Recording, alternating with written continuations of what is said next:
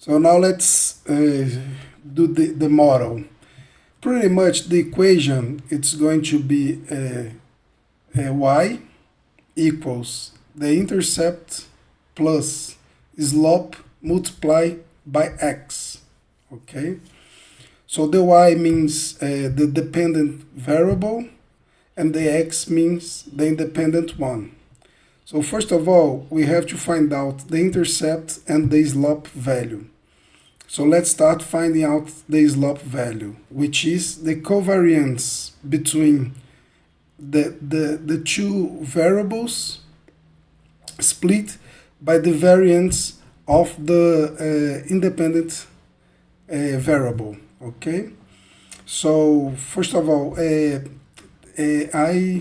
wanted to present to you the version without using the library first, and then further on we're going to present the calculations with using the libraries. Okay, so to get the covariance, first of all we're going to measure to calculate the mean of the dependent variable. So let's run this, which is the mean of the percentage change. Okay, so we got this number right over here.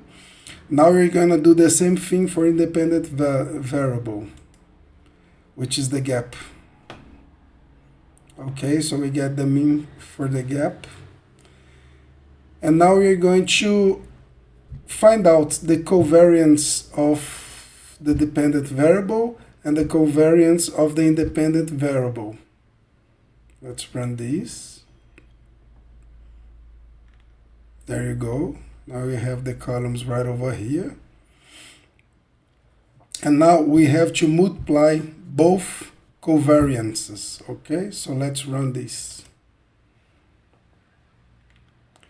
We have the column right over here. And I'm not gonna get to the specifics, but now we're going to find out the covariance between the dependent variable and independent variable. So we're gonna get the result between them. You can check the code right over here. It seems complicated, but it's not. So let's run this. So that's the first part of the slope equation. Now we are going to find the other part, which is the variance of the independent variable. So let's do this. There you go. And now we're going to do pretty much the same thing here to get the variance independent result. The variance of independent variable result right over here. Let's run this. Okay, so now we have both parts of the equation to find out the slope. And now we're going to just split them. And we're going to find out the value of the slope.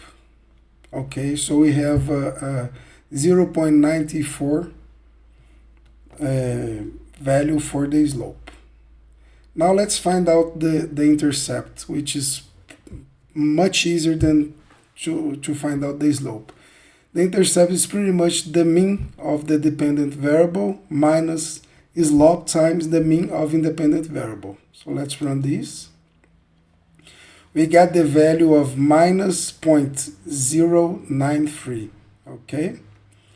So now we have our equation. So let's print the equation right here.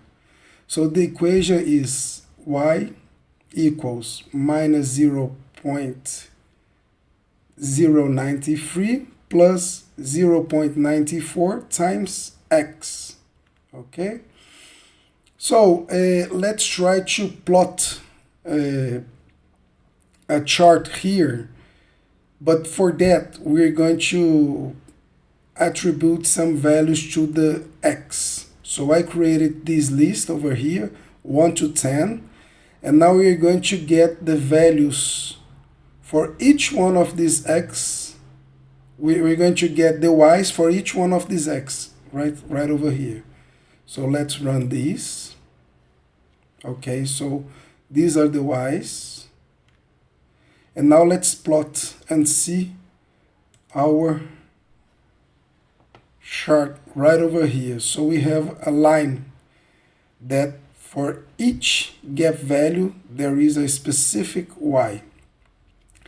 And that's really interesting because since we have established an equation, now we can predict values. So let's run this prediction. Let's say that, so it requires us to type in an opening per gap percentage. So let's say that today the stock opened 5% higher than the close from yesterday. So let's put 5 here. And the expected daily return prediction for that stock is 4.6. So it means that it will, based on our equation, it's going to probably close with 4.6% daily return. So now that we did all the hard work, let's do the same thing using the stats library, which is quite much more simpler than what we did before. It's just 2 lines of code pretty much. So this one, we're going to establish the variables that we want here. So let's run this. Okay. So now we're going to get the slope and the rest of the values that the intercept, the rest of the values that we want. Okay, so let's check the slope and the intercept to see if it's the same. As you can see, they're the same value that we calculated before, 0.94, the slope, and now let's see the intercept. The intercept is pretty much the same, minus 0.93. So our calculus were done properly previously. Now let's visualize the graph and see if they are the same. So as you can see here, it's pretty much the same graph that we had before. So that's what